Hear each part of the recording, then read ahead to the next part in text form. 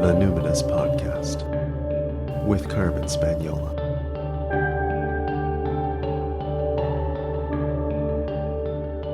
Hi there, and welcome to the Numinous Podcast, where we have interesting conversations with everyday folks about the mystery of life. I'm your host, Carmen Spaniola, joining you from the lands of the Lekwungen-speaking peoples, the Songhees and Esquimalt First Nations, in what's commonly known as Victoria, BC, Canada. Today's episode is especially dedicated to all the parents out there of tweens and teens who are exploring their gender identity. Paria Hassouri is a pediatrician, mother of three, and writer whose work has appeared in the New York Times, the Los Angeles Times, and the Huffington Post. She and her family live in LA, where she practices pediatrics at Cedars Sinai Medical Center. And she's the author of the book Found in Transition, A Mother's Evolution During Her Child's Gender Change, a very frank, sometimes painfully honest account of parenting a transgender teen. Paria chronicles what amounts to a dual transition. As her child transitions from male to female, she navigates through anger, denial, and grief to eventually arrive at acceptance. Blindsided by her child's gender identity, Paria is also forced to examine how she still carries insecurities from her past of growing up as an Iranian-American immigrant in a predominantly white neighborhood. As the parent of a trans teen myself, whose child also transitioned in 2017, I could relate to some parts of Paria's experience for sure. Some parts were actually pretty hard to read, and I maybe even felt a bit uncomfortable with some of her innermost thoughts at times, but I always really appreciated her naming her truth. I really do think that as parents, we need to have honest and very compassionate conversations amongst ourselves about how our kids' gender journeys do impact us. And they do intersect with our emotions, mental health, our identities, and politics. I'm not at all saying, I'm not even implying that our experience needs to be centered or decisive. I don't know, maybe even not that influential in all cases, but I am saying that our experience as parents does need to be held with care too. And in some parallel process, one that's probably slower and longer than our kids might want, we do need to feel seen and heard, at least by our peers, if not by our kids. I'm super impressed with Paria for writing such a brave book, and it was an honor to hear more about her process and personal evolution, personally and professionally, on her journey parenting a trans teen. So Paria, what identities do you lead with? I think I've always led with mother. I have a lot of identities, but I think 90% or 99% of who I am is probably mother. And then I guess after that, it's hard to say, but wife, daughter, pediatrician, writer, Iranian-American woman, advocate, friend. That's great. In your book, you describe in raw detail the thoughts and emotions you had as your child came out to you as trans and revealed her true self to you. Can you start by telling us about that phone call that you received from the vice principal? So, setting the scene, you and your husband are on vacation and your three kids are back home with your parents. What was that phone call about? What was it like? Yeah, so my husband and I hadn't taken a vacation alone without the children in a long time. And we were in Thailand on a yoga retreat, and it was around 5 a.m. And when my phone rang, my heart sank. I just had a feeling that it wasn't something good. And it was the vice principal of Ava's school calling to let us know that they'd had to call my parents who were staying with the kids to come and pick her up because she had told one of her teachers that she was self-harming, and that she was self-harming because she felt that she was not a boy and that she was a girl, and she didn't know how to tell us. It was the last thing on earth I expected to hear. I think I would have been less shocked by a phone call saying, oh, one of your kids was struck down by lightning than your kid says they're trans, because I had never, ever suspected that my child may have any sort of gender issue. And I think, when your child is 13, you think their gender. So, it was a lot of, it was really hard to be across the world and hear that your child is hurting herself. And I wasn't upset about the trans thing, because I just thought, okay, the trans thing is not real, so that's not the issue. I'm just heartbroken that my kid is so lost, confused, something's going on, that they are resorting to like self-harm.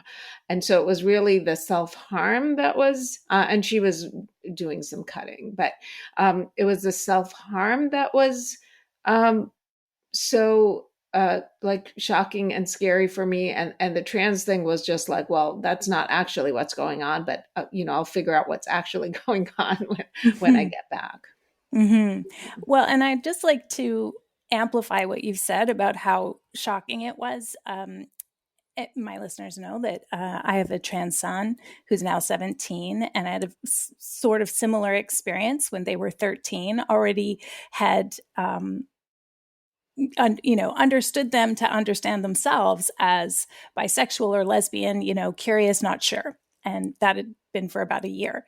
And so this idea that something comes out of the blue that you don't know about your child and it's very shocking and it should be so obvious this is very common. This is, my situation was we were shopping for an outfit for my son to wear to his grandparents, his Italian older grandparents, for Easter, like second only to Christmas for important Catholic holidays where you would dress up nicely.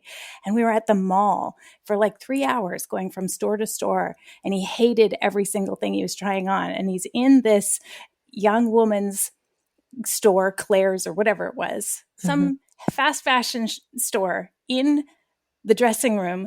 We're both getting frustrated because we hate capitalism and shopping. And he's texting me going, I hate this. I'm having a meltdown. I can't do this. I'm like, just pick a goddamn shirt or dress. Yeah. And he says, but I'm a boy.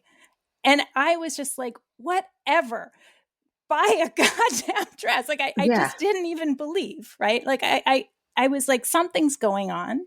Something's upsetting.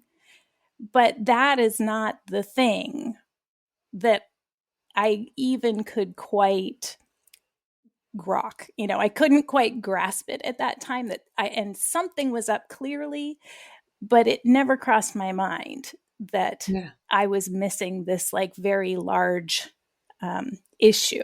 So I just want to share that story to help parents who are either going through this experience right now, who felt that they had a pretty strongly attached or close relationship, and then like are in the shock phase, that this is like super common. This is not unusual to have a close relationship, or even if it had difficulties, but think your kid pretty well, not be sort of absent, very present in their life, and miss this whole big swath. Right. So I just want to share that. So the whole book is you sharing that for the better part of the year, this was really difficult for you. Yes. There are times I was a little shocked. I was like, wow, Paria, this is so deeply honest. But staying kind of connected with where you are now, what would your older, wiser self now say if she was standing beside you at that phone call, coaching you through it? Yeah.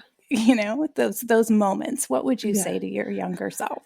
I think there's a lot I would say to my younger self. One of the main things would be just stop and listen rather than reacting, because I just started reacting and my mind started racing. Like, what am I going to do? How am I going to fix this? How am I going to get out of this, situation, rather than stopping and listening. So I would definitely say that. I would, tell myself everything is going to be more than okay beyond what you can possibly, imagine, because, the possibility that this might even be true comes with so much fear for what your child's future is going to be. Yeah. And, so if I could I just couldn't picture that I would ever, see this person as my daughter, and was so hard for me to think that, she could like thrive and have a full life as, the beautiful young woman that she is now. So, I would say listen, everything's going to be okay. And, really don't underestimate your own capacity to evolve, along with your child. I mean, no other experience I've ever had has changed me this much. I can't imagine that I will have another experience that will change me this much in the future. But now I know, anything really, anything is possible. And it's just, it's amazing what your mind and heart can not just adapt to, but really just grow to like love and be enriched, by. So yeah, but beautiful. I think primary would be just stop and listen. Just stop and listen. Yeah. So that's kind of the emotional part and the mother in you. Right. It's interesting how even as a pediatrician, you share quite a bit in the book about like they never taught this in school, Right. And obviously there have been great advances in, the last number of years. Mm-hmm. What are some of the myths that you as a pediatrician had actually internalized that you now professionally realize were wrong? Are there some things that, you had accepted and maybe some of the things that your child wanted you dismissed out of hand because you felt you had professional insight, some kind of epistemic privilege where you knew better? Where were you wrong? Yeah. As pediatricians, we, back when I was training, we were taught that kids declare their gender by 3 or 4. Mm-hmm. I mean, I think that's really the biggest myth. Oh, if you don't just wake up and be trans when you're 13 years old, so if you did, if when you were 3, 4, 5 years old, you didn't, resist the gender that was imposed on you, you couldn't possibly be, trans. I think that's sort of, really the biggest myth. And so AVA came out in 2017, and the American Academy of Pediatrics put out their first policy on supporting trans youth in September of 2018, like about 15 months after she came out. There really was nothing. Fortunately, since 2018, slowly we're getting more and more information. But, even now, as physicians, we're all required to do like a certain amount of continuing medical education credits every year to maintain our license. But there's nothing to, nothing dictates what you need to do those credits, in. So if this doesn't end up being an area you're interested in, you don't learn anything about it, And so I think, we still have a long way to go in terms of just, educating all primary care physicians on how gender, presents, what the needs of this, community is. But I think really the biggest myth that we learned was kids declare their, by 3 years old, a kid can tell you if they're a boy or a girl. And that's no, a kid at 3 years old, a kid can tell you what their parent has told them they are. Exactly. Yeah. It was fascinating to read those parts of your book because even I, as a layperson, had internalized that. I don't know where I got that from, but just this subconscious belief that like, well, I would have seen something. Although now in retrospect, it's like, no, there's something about puberty that it becomes very triggering. Mm-hmm. It's like, now it's like, oh, the obviousness in retrospect that Right. couldn't possibly have been right ever, Right. seems, so apparent. But I had internalized that too. So it was very comforting to read those kind of offhand statements you were making, like, oh, you can't do, these kinds of treatments now, it's too late, or what have you. It's like, Right. oh, that's very fascinating. So you were very quick to connect Ava with some resources. You had that sense of, okay, therapy, here we go. And a lot of the book takes place, or at least a lot of what really stood out to me were the scenes where you and Ava are in the car, either driving to or from some therapy or family support service appointment. Mm-hmm. And you, at some point, it suggested to you, here, Mom, maybe you should go get some therapy. This is a hard experience for you. And you spend a lot of the book writing and sharing your journals. And I think you even say in that scene, like, running is my therapy. Right. And it's true, when you were in private, in the car, running, there would be these breakdowns, etc. But I was kind of stumped, like, why isn't she getting therapy? Like, wouldn't it be so nice to have more support at this time? And it never kind of gets resolved. And I'm wondering, and even couples therapy wasn't brought up. I was like, God, I know how hard this has been on our we had couples therapy, individual therapy, family therapy with the ex. I don't know how she's doing it. Right. Is it still true for you that therapy for yourself was kind of a non-starter? Well, I think I definitely should have gone to therapy. I felt like therapy I think there were a couple of factors. Therapy would be another thing on my list of things to fit in. And I felt like I don't have the time to fit in. I think certainly initially therapy would have been like an admission that maybe my kid is trans and I need to deal with it, versus, when I'm in the phase of thinking, she's not trans. So I just need to get therapy for her so that she realizes she's not, so that the therapist can tell her, hey, you're not trans, and we can, move on.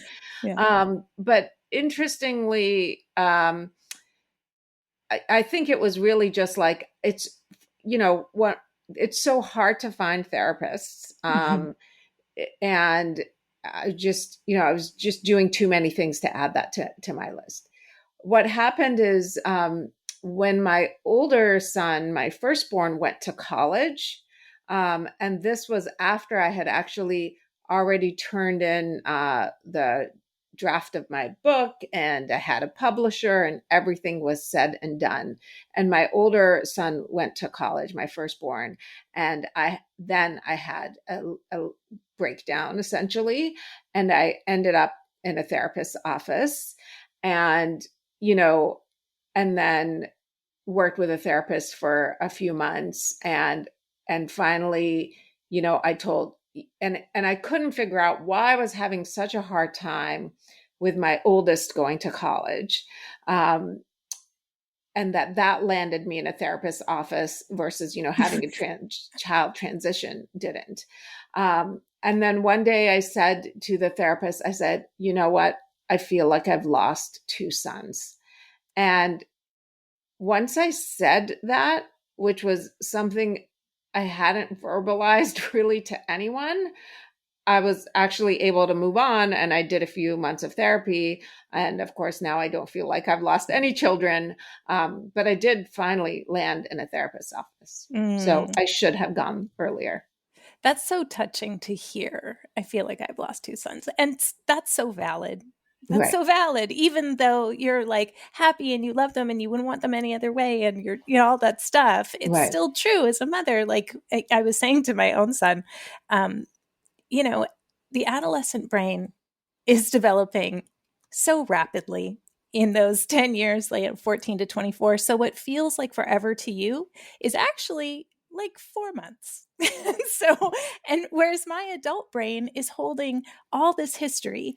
And so this actually feels like a nanosecond, And Yeah. so it does take a little while to catch up to the moment. And it takes a while for our spirit to catch up and be like, oh, wow, I've just gone through a massive personal revolution.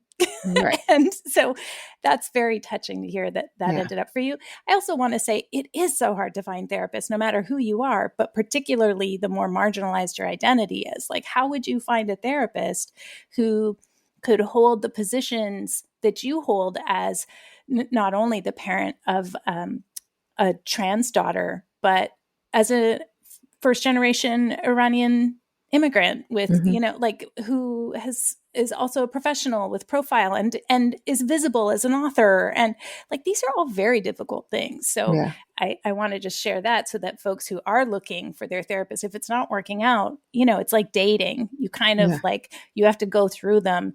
We do a thing where it's like, or we have done a thing looking for good therapists where it's like, okay, we'll choose 5 and we start at the top. Yeah. But we assume we may have to date them all. But, Yes. we give each one some time. Right. Because it's really hard to find somebody that you can have rapport with. I'm glad that you had that.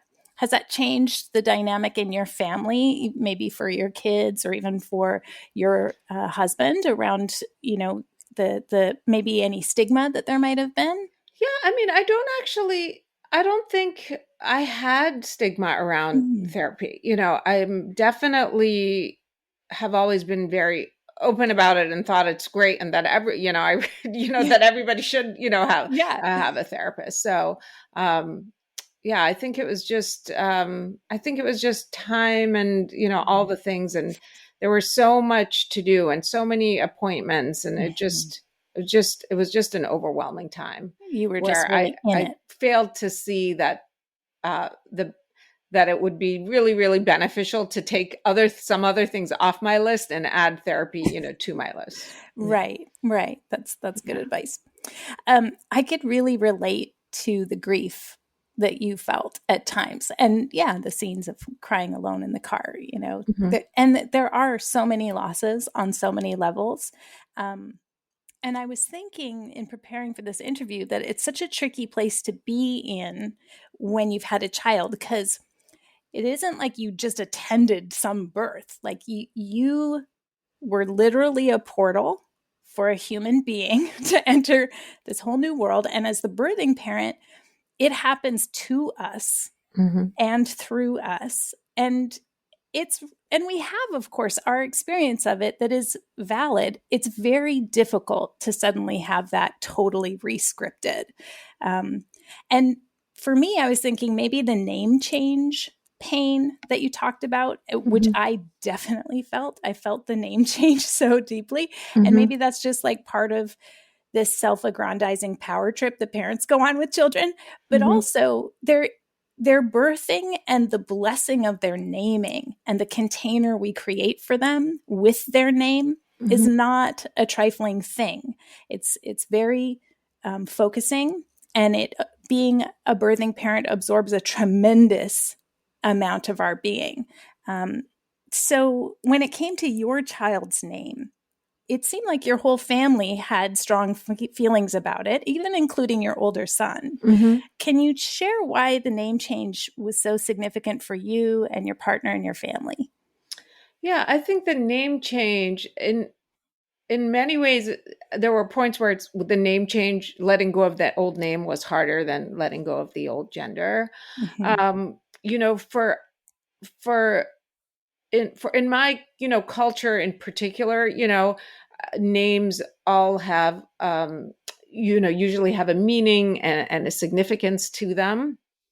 And, I had sort of struggled most of my life with this, like holding on to my Iranian identity at the same time as, being, trying to be say that I am an American, just like everybody else. And, had always tried to kind of figured out this balance of what felt appropriate, for my family, and, just felt very strongly about all 3 of my kids having Iranian names. And so, My other two kids are Arman and Shada.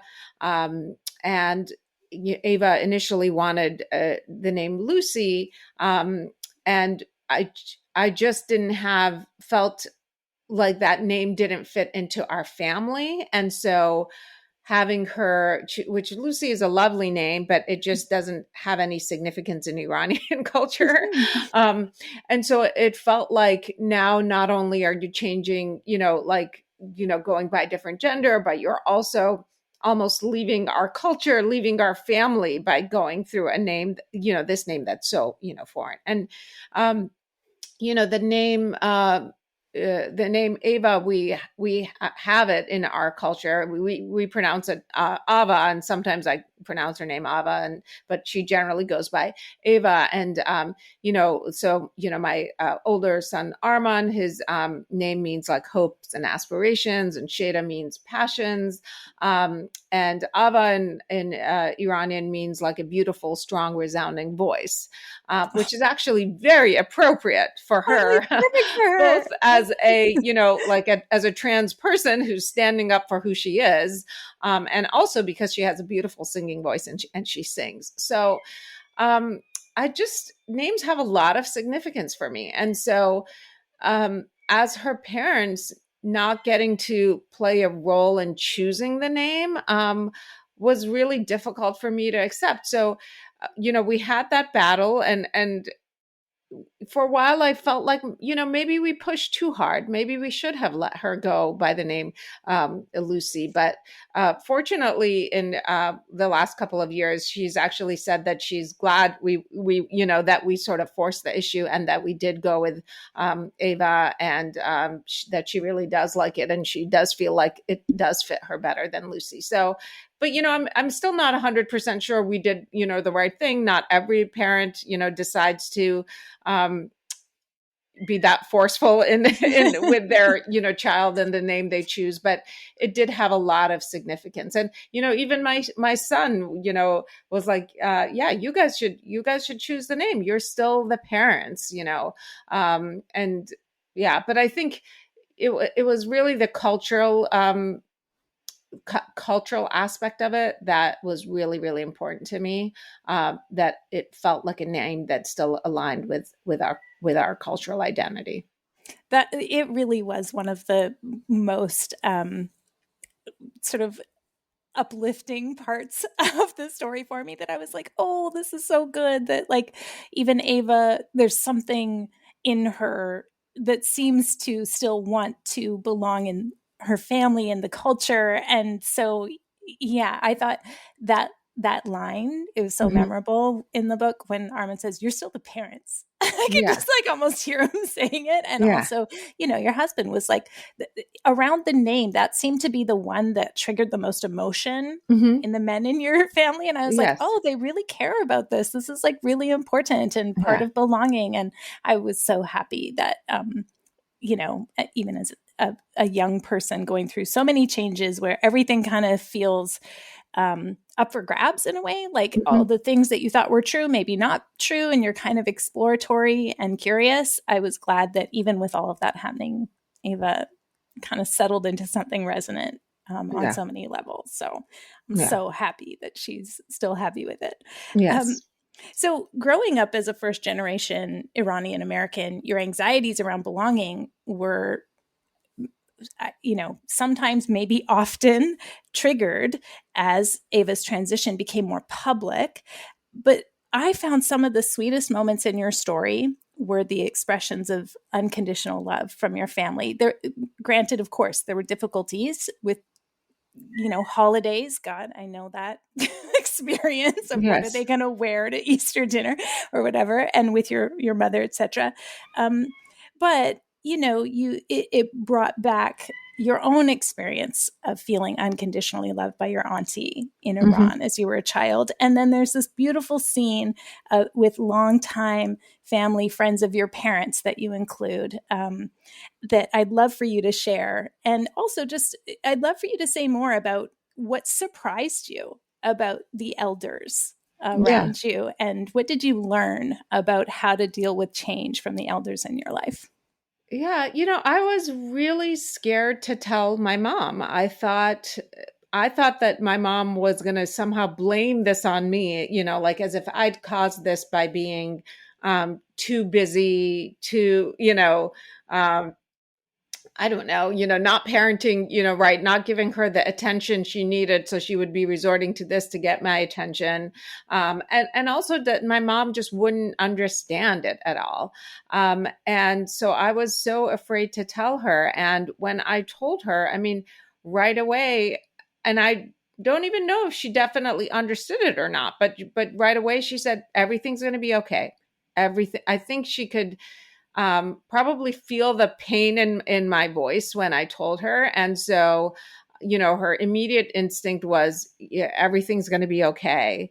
And, don't stress, don't worry. We're going to figure this out. We're going to get through this. And then my father spent the next several days like researching and reading everything he could read about, trans people, and, called back and said, here's the situation. And we just have to, support the kid, and take it day by day. And I was just really, really surprised. And I kept trying to explain to my mom, this isn't about like being gay, mom. This is like this is gender, because I was like, maybe she doesn't understand what I'm trying to tell her because she seems accepting, and I'm not expecting that. And so I was, and she was fine. And I mean, I had no question that my siblings would be supportive. And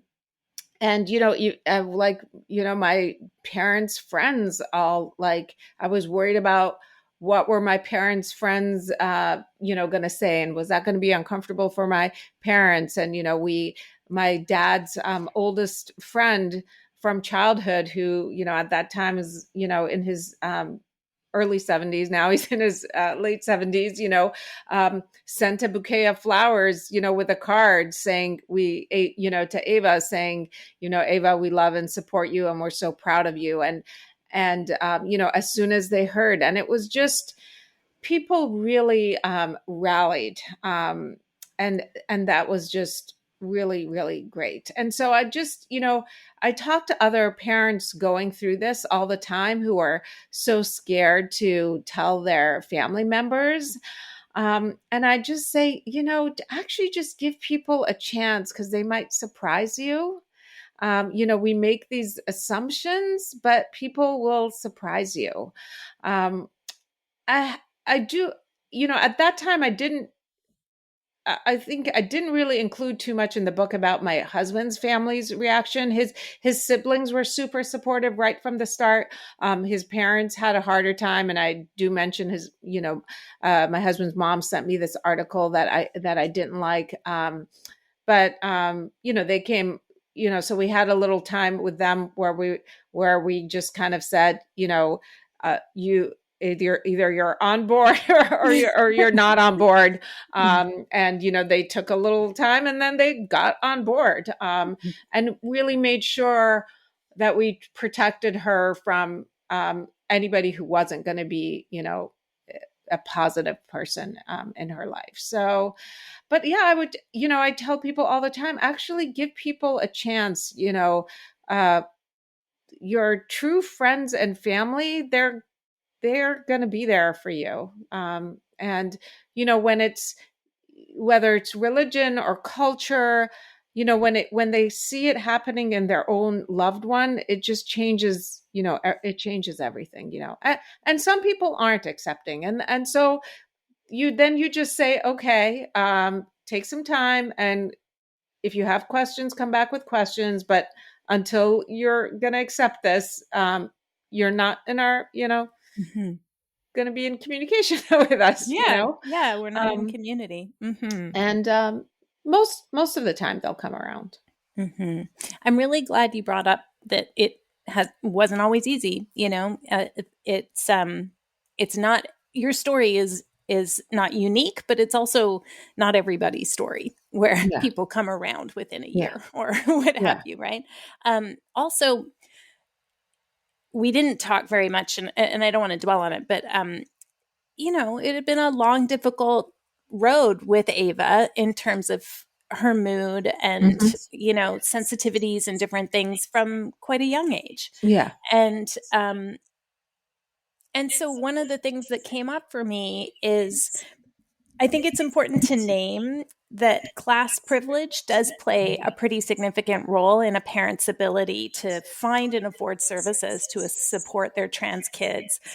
What are your thoughts on how we as parents of, I would call it significant privilege. I'm not college educated. I'm not a doctor. I don't live in Beverly Hills, but I would still consider myself to be somebody who has access to education. Mm-hmm. I live in a large enough town that there are a few supportive therapists who take an intersectional approach. However, I did not have the great experience that you had, for instance, with transforming families and like the services for families that are in LA. That happy scene was like not what I was experiencing in the Parents of Trans Kids group, where the kids were experiencing significant mental and emotional challenges, much not even to do with gender dysphoria or, society's view of their gender, but just pre-existing for so many reasons. Yeah. And they were still struggling before, during, after transit. It was just how difficult it is to get services. So what do you think, what are your thoughts on some of the levers we could apply pressure to, or where we should put resources to affect change to make trans aware and inclusive care more accessible and the norm? Yeah.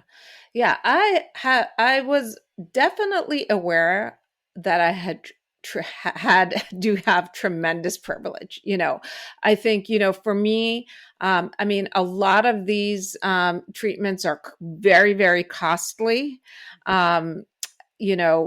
We have spent a lot of money on hair removal that we've had to pay for, out of pocket.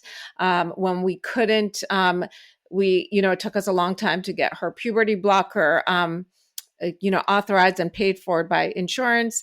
But I knew that in the end, if insurance didn't pay for it, I could pay for it. I could afford her therapist who didn't take our insurance. And then, I had this community around me, a huge community in Los Angeles. And I had the best center for trans care 7 miles from my home. Wow. There's so many barriers for appropriate access, for kids. There's people who live several hours away or multiple states away from somebody who's providing, gender affirming care. It's funny, I just read an article that was talking about how we're making great strides with trans care in white affluent families, but that in lower socioeconomic, groups and, some racial groups that we've hardly made any strides in their access to care. So I personally do believe that, we know that family support makes a massive, massive difference, right? So we know that, kids who are supported by their families have, much lower suicide risk, the same as like cisgender teens, and, what a big difference that makes. So I really think, so family support, for there to be family support, there needs to be family, acceptance. And I think in a lot of sort of minority groups, this is still, not accepted, as much, right? And so I think like visibility, particularly people of color being visible, and, showing that, our kids and teens and, young adults can be, thriving and successful and lead, full lives, and just, showing acceptance really then goes a long way for these, minority communities to start accepting their kids. And, with acceptance goes getting them to the appropriate, provider. And so, I mean, there's so much that can be done, but I really, really think visibility helps a lot. And particularly, so when and it's great when we have, various, celebrities, who come out, but even greater when we see, like someone of color, who's supporting their kid, because I think that really helps a lot. And then also really great when we're seeing, somebody in Congress who's trans, and, because,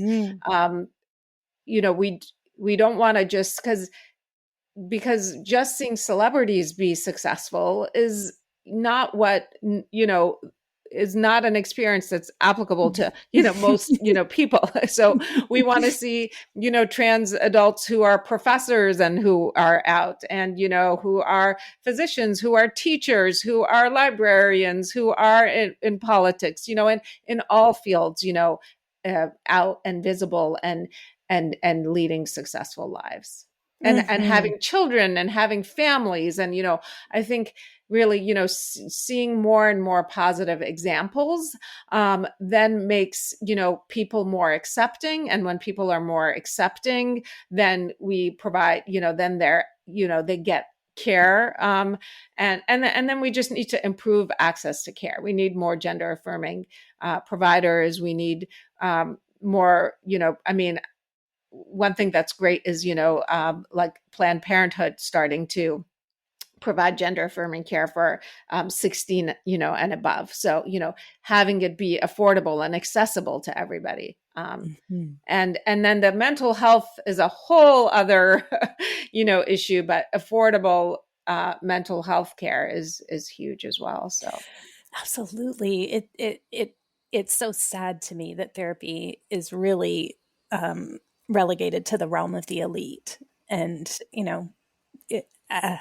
so frustrating. I love all of your suggestions, and especially that so much of it is what's happening in the home, and the sense of acceptance and feeling safe and seen and secure and soothed with the people that you live with is one of the ways that we can help them get to the next step, right? Which is like, soon you'll be out of school. Soon you'll be thinking about what you want to do. Soon, and like, we're going to keep scaffolding your self-esteem until you get to the place where, you have a bit more agency about making choices about maybe where you live. And if you want to co-locate a little closer to services, or if you, those kinds of things that I just think so much about the small town that I grew up in. And now I go back through my mind and be like, oh, that person, like I see they were masking now, or what have you, they were under the radar, because what other options did they have? So, I really appreciate your suggestions.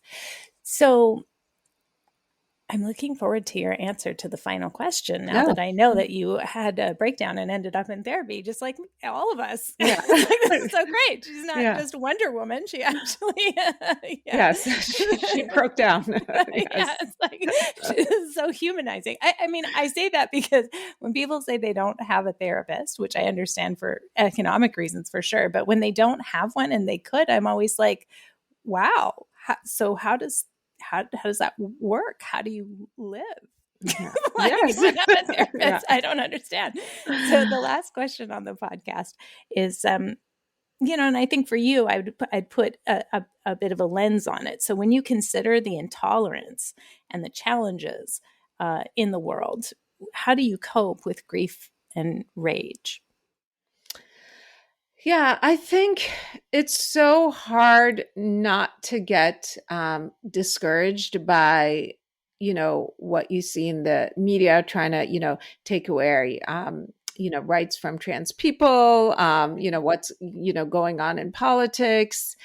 And so I try to sort of balance the feed I get with, with positive feed, as well. And, look at people who are, thriving and succeeding. I try to make a difference in whatever way, that I can.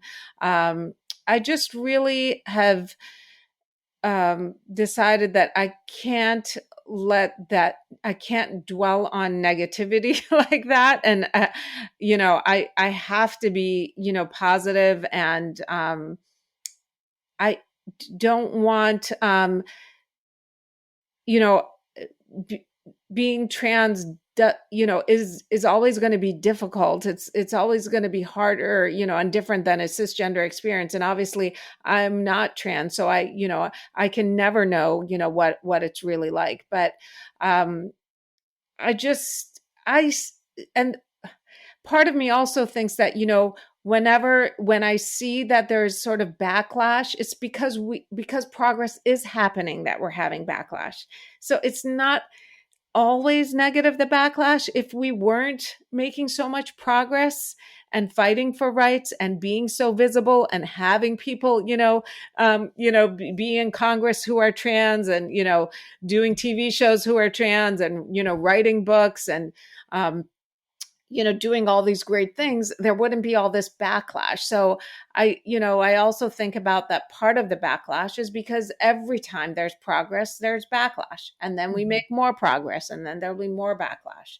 Mm-hmm. So if there was no backlash, it would mean that we weren't doing what we're supposed to be doing. Mm-hmm. If that makes sense. It makes so much sense. Yeah. And thank you so much for putting your work into the world and adding your voice to this cause, because your book made so much sense. It was very reassuring, and I really appreciate you coming on to talk more about it. Thanks so much, Paria. Thank you so much for having me. I really enjoyed it. What a privilege to speak with and learn from Paria today. Since writing her book, Paria has since started the Pediatric and Adolescent Gender Wellness Clinic at Cedars Sinai. In the show notes for today's episode, you'll find links to Paria's social media, website, where to buy her book, and also contact information at Cedars Sinai. Find the show notes at numinouspodcast.com. For longtime listeners, you'll know that this is my listener shout-out section. I would like to thank the 3 listeners in Izmir, Turkey. I assume you're all friends or family, and if you're not, one of you should organize a meetup, because in the entire country, what are the chances that my 3 listeners all come from Izmir?